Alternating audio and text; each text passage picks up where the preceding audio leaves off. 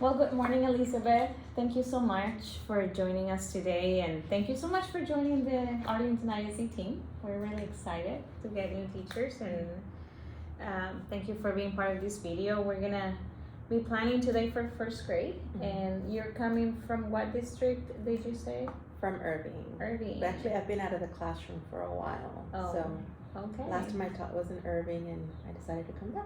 Awesome. I'm happy for you. Mhm. And then we said you're doing first grade, right? Mhm. Awesome, because I do right for first grade, so I hope I can help you and answer all your questions. But what we're gonna do basically is we're gonna go over Arlington documents, and we're gonna get an idea of what's gonna happen for the first unit. So I'm gonna show you a few things. How you feel with TRS system? I've heard of it. I'm not very familiar with it. The last time I was in the classroom, we used C-Scope. Okay. So it's been a while. Okay. All right, that's fine.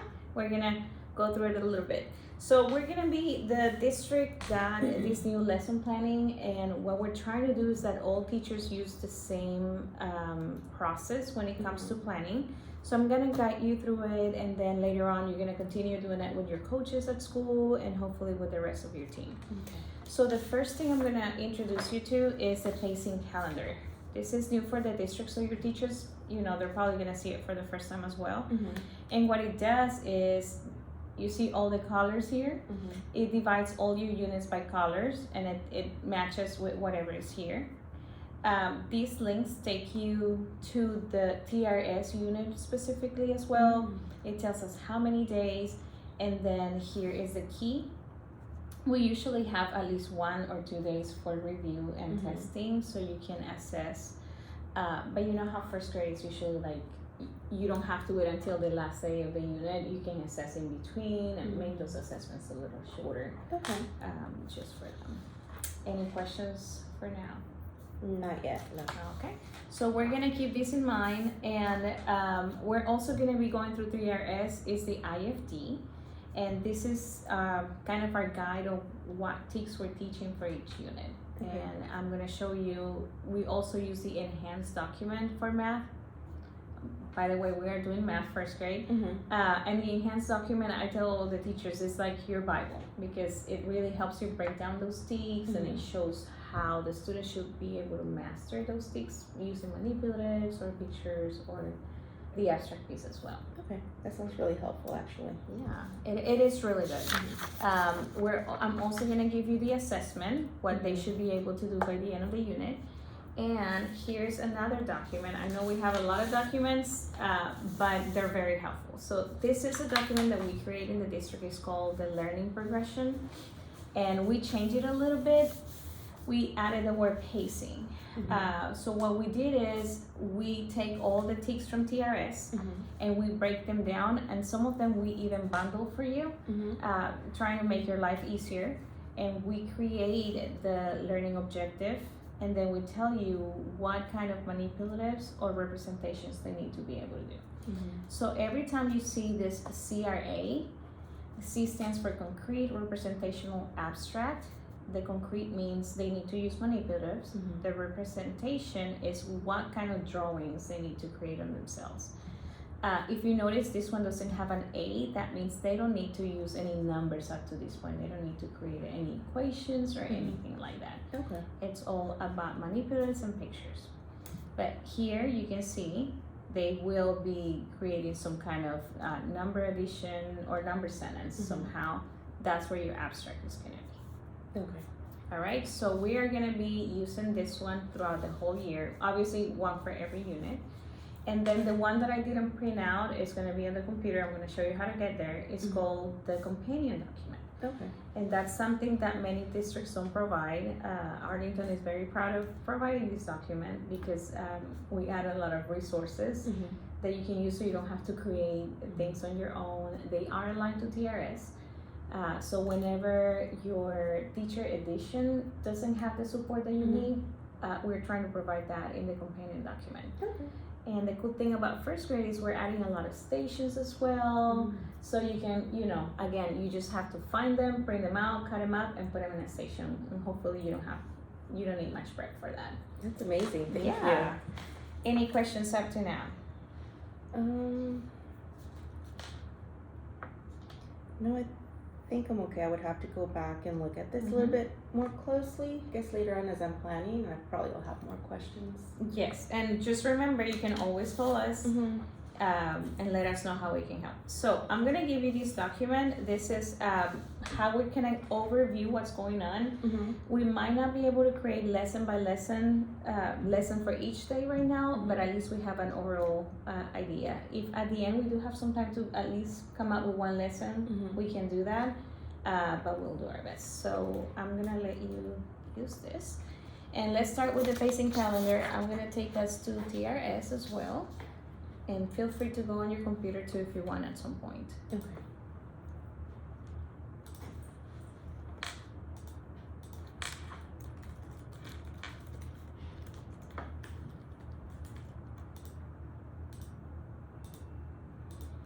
So once you log in, make sure you go to math, grade 1 mathematics. And on the side, because I know you guys got all the training on how to access, make sure that you also access Curriculum Central.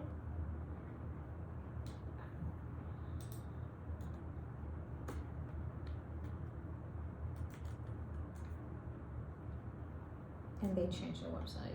I just noticed that last week.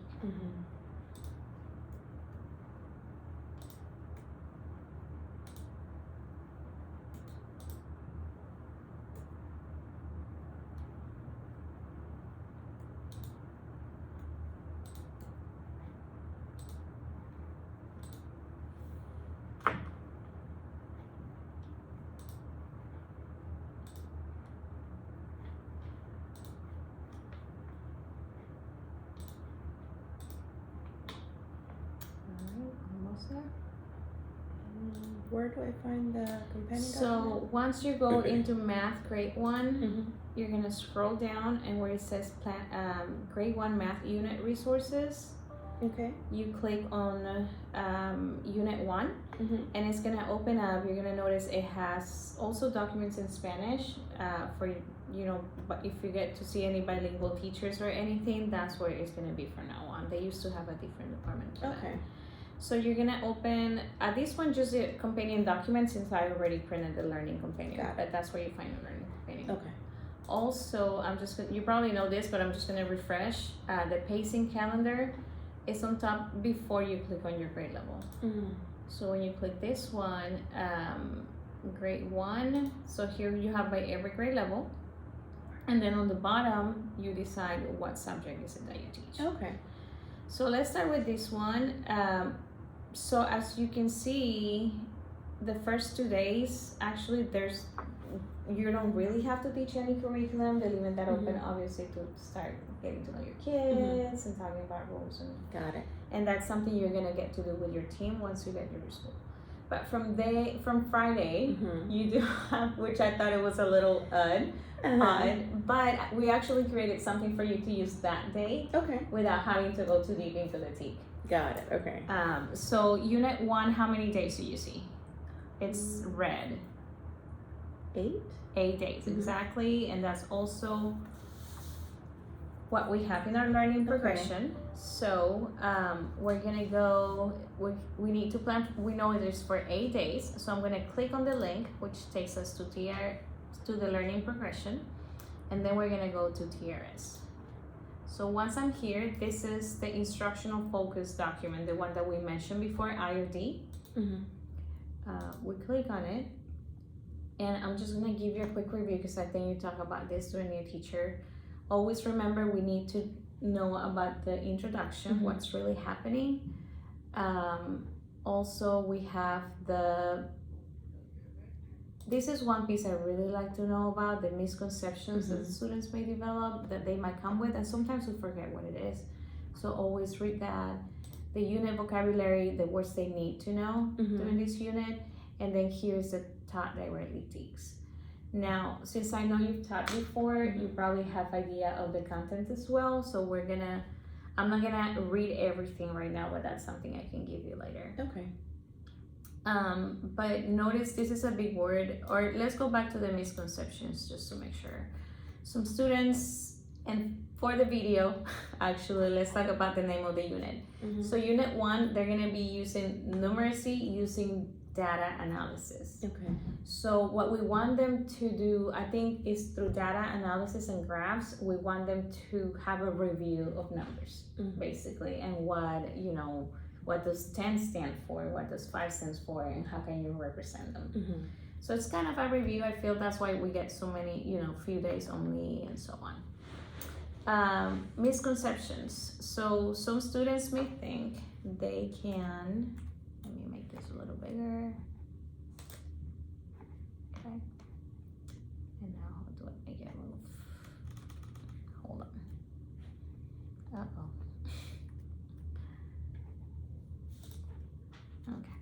Some students may think that they can compare the length of the rows and columns of pictures in a picture graph rather than comparing the number of pictures in each row or column, not realizing that the size of the pictures will affect the length of the row or column. Do you understand what it means? Let me get my pen really quick.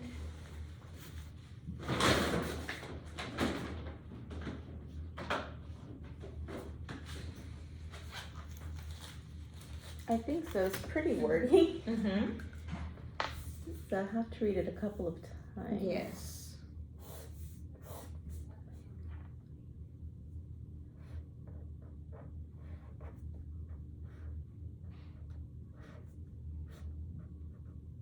I'm glad you're doing a picture because I think that'll help me understand better. Yes.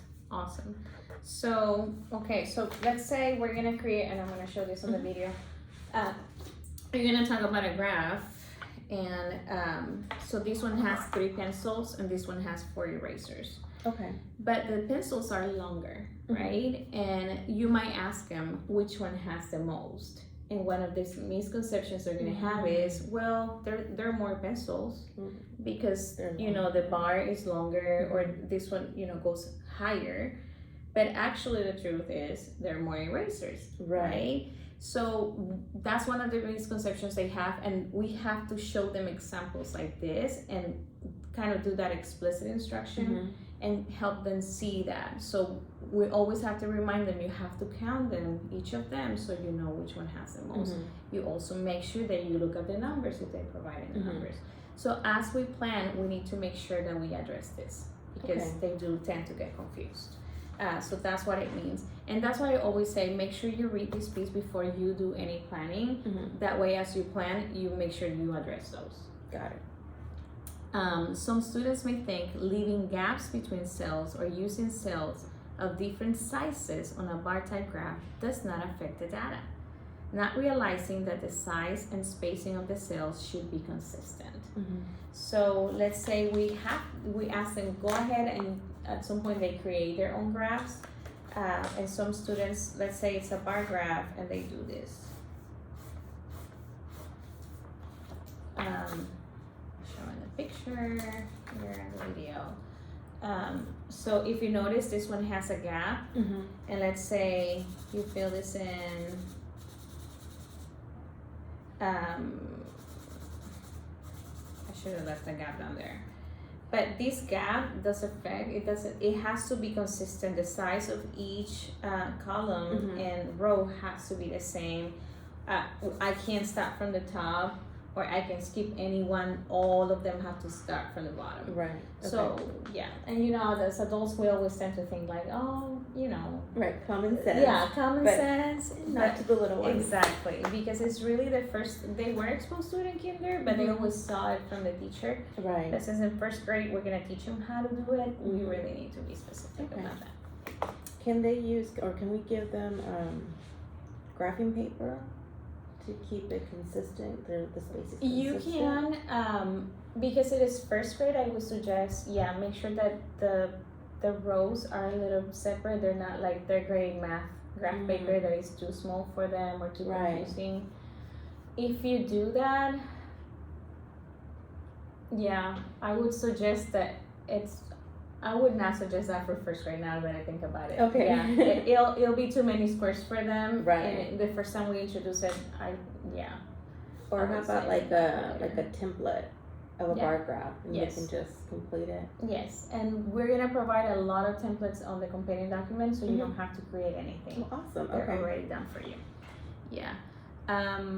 So let's look at the vocabulary. So they're gonna be learning about bar type graph Mm-hmm. and categorical data, which is gonna be too big of a word for them. But bar type graph is something they need to learn. Okay. Graph, picture graph, and survey. Do you know, have you heard about the difference between a bar type graph and a bar graph? Actually, no. Okay, so the bar graph is the one that we use as adults, or they use in the upper grades, where it's just bars either going up or going to the side. The bar type, they have lines. So students in first grade, now that they're doing it for the first time, they can see the lines and they can start filling in the squares as they go Okay. up. Kind of provide a structure, and, you know, the scaffolding they need at this point. Yeah. Sorry. For that word categorical data, you mentioned that it would be difficult for a first grader. How do you recommend that we introduce it, or is there a synonym for it, or should we use it as is?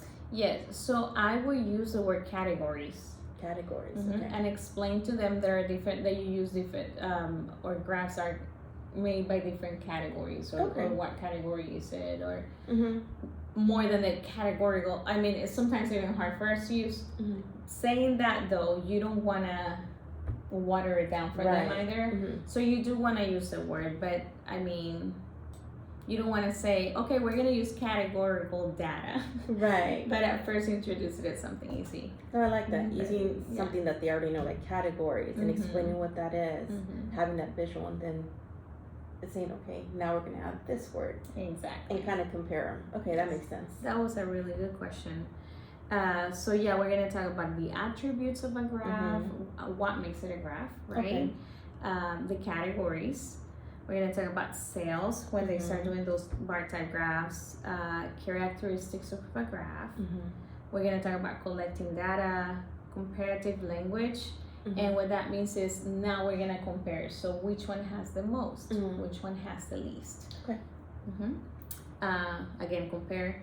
Conclusion. What conclusions can we make? And again, it's going to feel like, but they're just first graders. But if we start exposing them to that word, when you look at this graph, what conclusions can we make? Well, pencils actually have the least, or erasers have the most. Right. Kind of like that. Frequency. You can start introducing this word. They don't need to use it in first grade yet, but what is the frequency of the times that people chose a pencil over an eraser? One-to-one correspondence. They don't need to know that word, but that's something that we need to make sure that, you know, that we address the issue of one pencil, I'm going to color one time. Organize the data, represent the data, sort the data, symbols that are in the graph. We are going to be talking about tally marks, T-charts, the title, and vertical graphs and horizontal graphs. They're going to learn both. But the vocabulary they need to know is bar type graph, categories, data, graph, picture graph, and survey. Okay, so in the IFD, our main focus is going to be the bold on top. Yes, for students.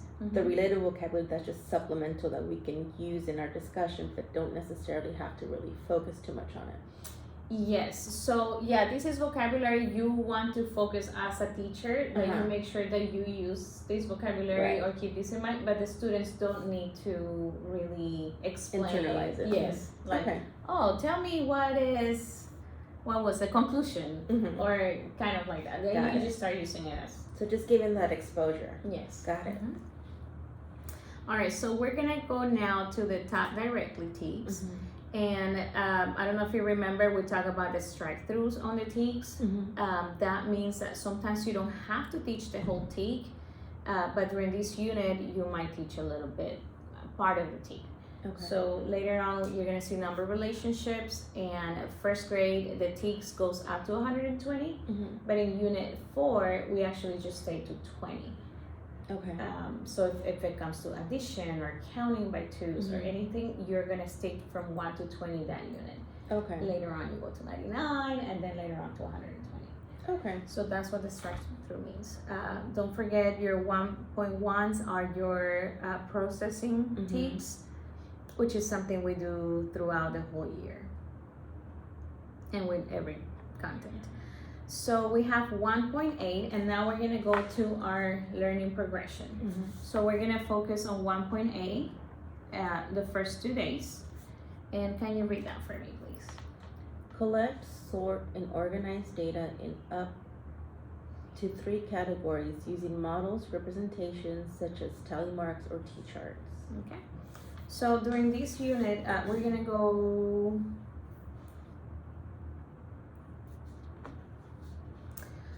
Can you write down for me what are the keywords or things that they need to address during this tick? So we're gonna break down this tick. It says collect, sort, and organize in up to 3 categories using models, representations, such as tally marks or T-charts. Where do I do that? Go ahead and write it here. Okay.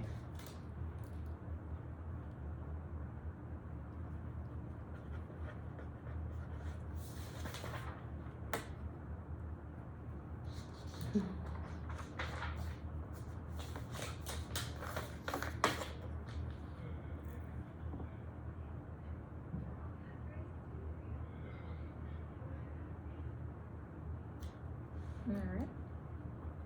So there are several things they need to be able, and notice that they're not even talking about the bar graph yet or the picture graphs. So how are they gonna use the data or record the data at this point? Only using the tally marks. Yeah. At this point, we're just gonna help them make it easy first, and then we're gonna move on to the graphs. So it says they have to, what do you have in your notes? Collect, sort, and organize. Okay, so those are 3 different verbs, right? They need to learn how to collect data. They need to know how to sort the data. Okay. And they need to know how to record it. And where are they gonna record it? In a tally mark? In a T-chart with using tally marks. My bad, I didn't. Okay. I noticed that you also did something here that is very important. What does it say? Up to 3 categories. Yes. And if, let's say you do have materials from before, or teachers give you stuff from before, you're gonna notice some of them go up to 5, 6, 7 categories. And they look like a first grader work, but there's still too many categories. Okay. So we wanna start low and then we keep increasing. So we're gonna focus on this tick, and let's look at the assessment before we start finding materials to address it. Could you read this one for me, please? Ms. Heffert was conducting a survey of 25 students to determine their favorite type of pet. She had recorded 20 student choices using the tally chart shown below. Ms. Heffert still needs 5 more students to answer the survey question. So the survey question is, would you rather have a dog, a cat, or fish as a new pet? So this one has 3 categories. It shows 15 for dogs, 4 cats, and 1 fish. So this is just the beginning, right? Like they're just presenting something. It's kind of the setting. So what's the first task they have to do? Since your class has not been part of the survey, help Ms. H complete the survey by asking 5 of your classmates to answer the survey question. Record their answers on the tally chart. So when you look at this tick on the notes that you just took, which part of the tick is this question addressing? What do they have to do? Collect. They have to collect. And then it also says, and then record, which will be the organized piece. Yes. So we're addressing those 2 pieces. And then can you read B for me, please? B. Use the completed tally chart to create a T-chart, picture graph, and a bar type graph to organize and represent the data. Okay. So once they're able to do this with T-charts, they should be able to present this on a graph, a picture graph or a bar type graph. But because we're only focusing on 1.8a, let's just plan for this piece first. But I know that I also have, at some point, I'm gonna have to teach them, okay, now that you have your tally charts and your T-chart, how can we transfer that data into a bar graph, right? We're just gonna keep that in mind. So first of all, collect. So how do you feel would be a good way to show students how to collect from your background, that things that you've done in the past? I worked mostly in upper grades, and we used to do, the kids would develop as like surveys, and they would go around and ask either teachers or their own like students the questions, and then they would record their answers, or they would come up with I guess different types of questions, like, you know, number of kids that have a blue shirt on, number of kids who their favorite food is pizza. Okay. Like they would just pick, I guess, different categories, it just depending on what the chart was supposed to be about. Yeah, that's awesome. That's good. So yes, we definitely are gonna have them do a survey. What words do you think they're gonna need to know? And we can always go back to that vocabulary, but that's what's something explicit you need to teach them before they start collecting data. Like what words do we want to keep in mind? Do we want to make sure that we teach the word collect? Okay. What about the word data? Is that something we need to show them a picture of, or create an anchor chart for them to know every time you use the word data, they know what it is? I guess we could, like having some sort of visual for a word wall that has the word and then the visual, so they can always refer to it, and then just using it in our conversations daily. Very good. One other word or friendly or student friendly at this age could we use instead of the word data, so they understand? Because this might be the first time they hear this word. Data is a answers or piece of information. Oh, okay. So we can tell them it's a piece of information. Is when you ask somebody a question, whatever answer they give you is going to be data. Okay. Or yeah, basically a piece of information, because sometimes data could be also manipulative. They organize the colors in some kind of manipulative pairs, right? So it's basically a piece of information you collect to know how many. All right, so we created one for the first week of school. We think this is something that many teachers do. So when we go to our companion document and we click on the first one, I'm going to show you what it looks like. Is how we come to school in Miss, remind me your last name? Morales. Miss Morales' class, right? So you're gonna, and then we'll give you all the information you need to know. I'm gonna walk you through this one quickly, but basically you're gonna read a book about how different kids around the world come to school. So it's gonna show like, oh, in this country some kids use the bus, or some kids, you know, their parents take them by car, or in areas where there's snow, they have to go, I forgot the name of that car, but it's a snow machine. Okay. I forgot, but it shows you, it's really cool. It just opens their mind to, it's like, oh my gosh, I can't believe kids, or you know, some kids, I think there's one that they use like a cable, I wish I had the book with me, but they live in the mountains and they have to go, you know, cross from one mountain to the other to go to school. Neat. Okay. Or they walk, so it's really amazing book. So after you read them, now we're gonna go through the whole thing and see how kids come to school, right?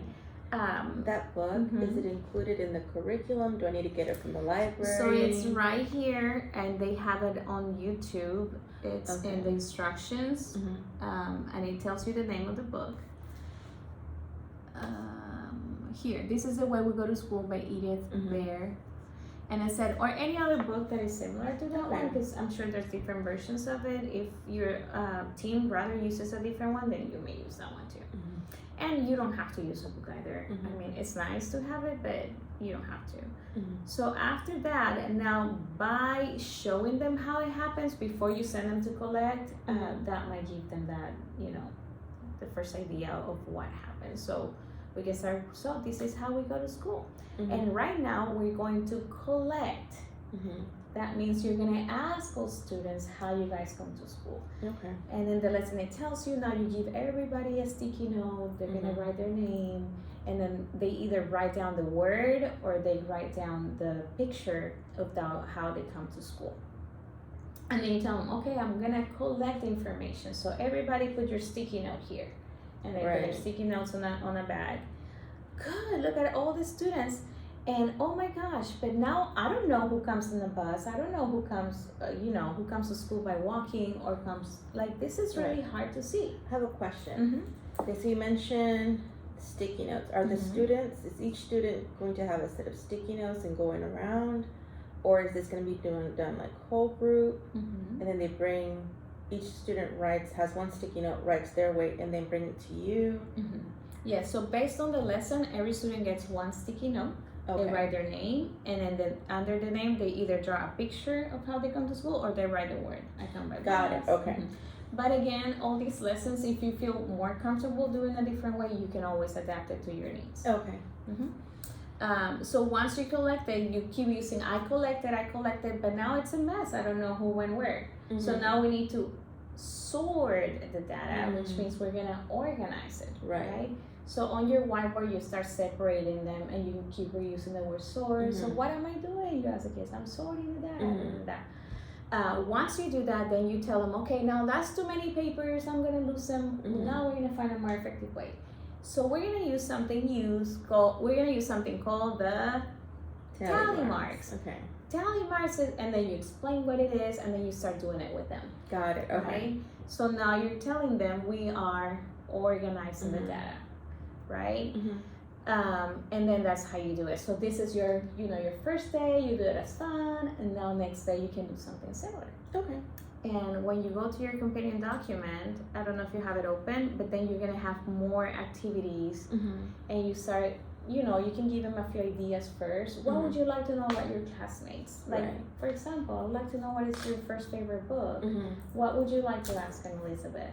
What would you like to know? And then, you start asking all the students, what would you like to know about your classmates? Right. And then that's how we say, okay, we are gonna create surveys. Again, you are exposing them to all that vocabulary. Right. And I think that helps build community because they start seeing those common things between them. Exactly. So that's I like it. I'm so glad you're making those connections. So as you can see, there's one here for stations. So I'm gonna let you explore. I believe it's the first 3 or 4 bullets that have activities. We already wrote the learning objectives for you as well. But when you go to your campus, they might ask you to break it down even more. Okay. So that's something you're gonna be developing with your PLC. Got it. So we're still having to do no shows, right? Even though y'all have created this for us. Okay. So, and that's something we can create for day 1, because I know some teachers struggle with that, and sometimes it can be a little bit hard. Okay. Now, keep in mind though, so we gave you 4 different resources for tally marks, but we only have 8 days. And by the 8th day, they need to know what is a T-chart for tally marks, how to collect, sort, organize. Then they need to transfer that information into a bar graph and a picture graph. Got it. So as we plan, just keep that in mind. And that's why we gave you this calendar. And that way you can start planning like, okay, I'm gonna teach here this way, and this is the resource that I'm gonna use. Okay, so just because there's activities here doesn't mean I just need to start from the top and do each one. Exactly. Got it. You choose whichever are, the one, oh, I really like this one, I can see myself doing it. Okay. Then that's what you do. Got it. Thank you.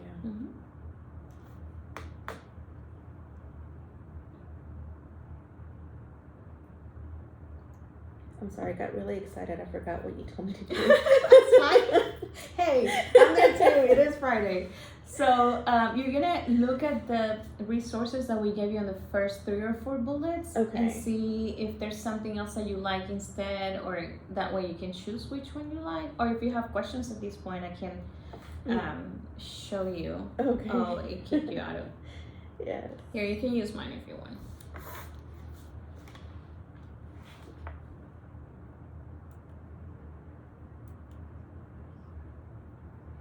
Okay, I see why. So I forgot, we started using STEM scopes for the first year. In math, we used to have it for science, and our department finally got it for math as well, so we're really excited. And something I need you to know about STEM scopes is they do not align with TRS.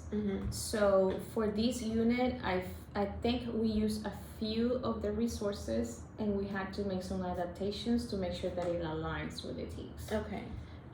But yeah, so that link that you were trying to access to, it has a whole lesson and it has, so when you go to explore, this one teaches them about sorting and organizing. It has a video that tells you how to do the activity with them.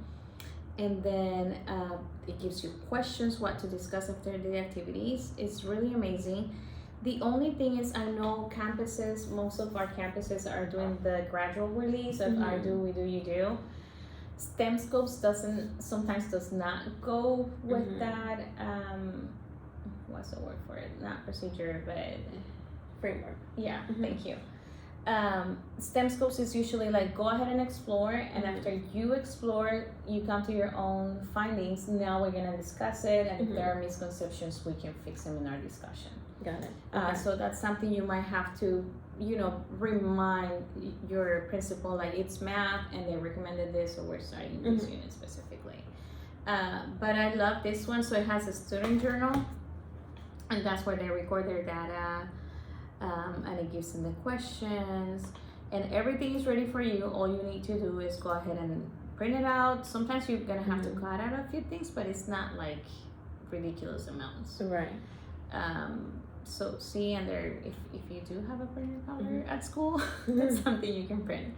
But this is really cool activity that you can, once we're done, you can explore a little bit. But it's a really good one. So you mentioned that y'all had that resource is available. Can we use it as is? I know you mentioned that it sometimes doesn't align, so y'all tweaked it. Yes. So what do you recommend? Do we use what you tweaked and put in the progression? Yes. The So companion document. on the companion document, if we have to make any tweaks, we'll let you know. Okay. So you're gonna see sometimes use this adapted version. Got it. So Okay. you'll know for sure, like, okay, I need to make sure I click on this other Use link that. as well. But I can start introducing the activity. Okay. But good question, because that's why it's so important that when you look at your IFD, you see that strike through. If it has a strike through, that might not be the best. And how do I get to that STEM scopes? So I know yesterday teachers were having issues with it, but let's try. So you're gonna go to app.acceleratelearning.com, or you know what? You should be able to log in through your Rapid ID. Okay. I forgot. Oh. I hope you do, because we had another training yesterday. Thank God I was able to get in so I could show teachers, but yeah, none of the new teachers had access.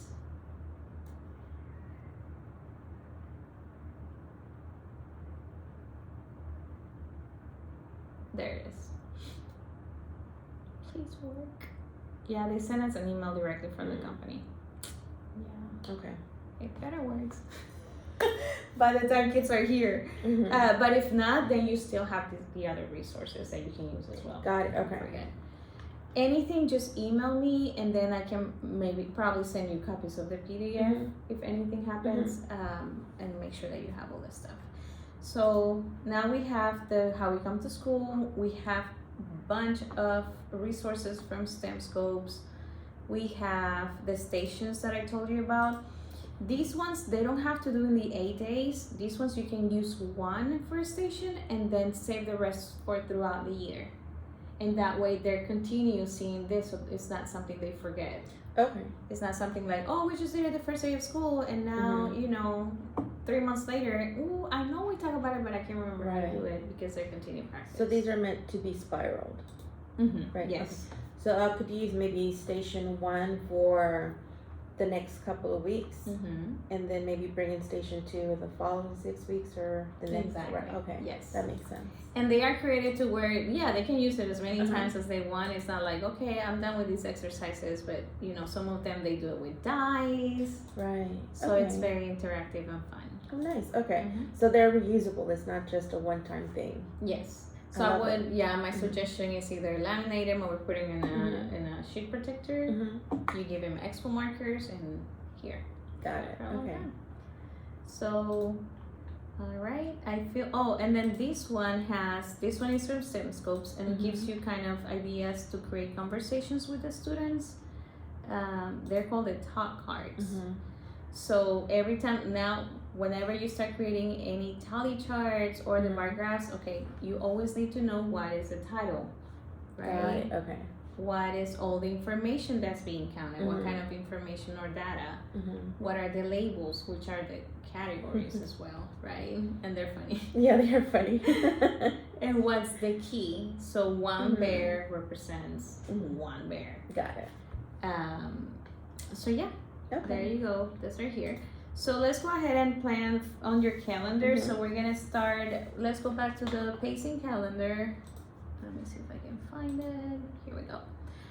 So it says that on the 18th, we start teaching data. Okay. So which of those resources that we provided for you would you like to start with? I think I really like that first one that you walked me through because it's very interactive.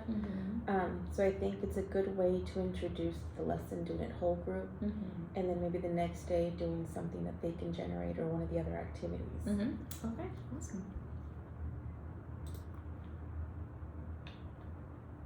So that one is called How We Come to School. Okay. And I guess we need to figure out if we can find, I want to say this book is on YouTube. We can't really give you the link because of copyright, but as a teacher, you can use it in the classroom. So let me try to go back to that lesson and see. Or maybe at the end, we can try to find that book, but I'm pretty sure it is available on there. So let's think, before we move on to that, we know that the other parts, let's go back to TRS actually, and that way we can fill in our calendar. Where's TRS? Here. So we have 1.8a, 1.8b, which is use data to create picture and bar type graphs, and 1AC, which is now draw conclusions and generate and answer questions using information from picture and bar type graphs. So I mentioned before we do bundle, we bundle some TEKs, which means we mix them together. Do you feel like we need to teach them this in isolation? Teach them what is a bar graph and a picture graph in isolation from here first, and then we bundle them? How do you feel about that? I think that they can be bundled together because you create it, you discuss what it is, but then you can also, by discussing the conclusions, you kind of show the purpose of it. So I think they'll get more out of it, and that way allows us more days to do this, like both of them. Yes. And they really internalize it. That's really good. I like where you're going with that. So again, we created this for you. If you feel that they do it differently, you always have that option. Okay. Or during your PLCs, you can have those discussions, asking for more experience. Asking other teachers who've been doing it for a while what has worked better for them. Okay. So because we have 8 days, how many days do you feel we're gonna need for tally marks, being that it is the first week of school? And thinking of the rigor and things like that. I know, I think the Friday, we're still getting in some new students that are registering late. So I think it'd be beneficial to at least do another activity with the same concept at least that following Monday. So I would say at least those 2 days. And then by Tuesday the 22nd, maybe we do one of those activities, but now we're going to transfer that. Or we take our data from that previous day and transfer it into one of those bar graphs and kind of have those discussions, do the intro to the vocabulary. And then, what was the other one that we need to introduce? So we have picture graph and bar type graph. Okay. Which is your 1.8b. Right here. Got it. So maybe we can turn it into the picture graph because the students did the little picture or word. So we can even use those and put them up there. That sounds good. So what we can do is we can label August 18 1.A, which is your tally marks, and do the same with Monday. Okay. And then you're gonna do your 1.B. Now you mentioned you will bundle that TEK. So you said you're gonna transfer your tally marks to 1.B. So we're actually gonna do 1.A, B, and C. Right? Okay. Because now we're transferring that information. I would suggest that you do, you're right, either if you're gonna start with picture graphs or bar type, just so you don't forget it. Because it seems like the rest of the time you're gonna focus on B and C. Okay. All right, how do you feel up to now? I think pretty good. It gives me a clear picture of what I'm teaching and when and how.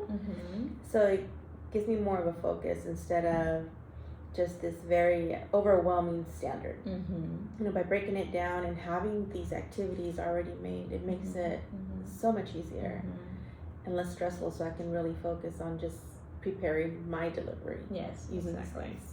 That's awesome. I'm so happy for you. And yeah, we will just continue, and later on we're gonna work on those nosy shows. Okay.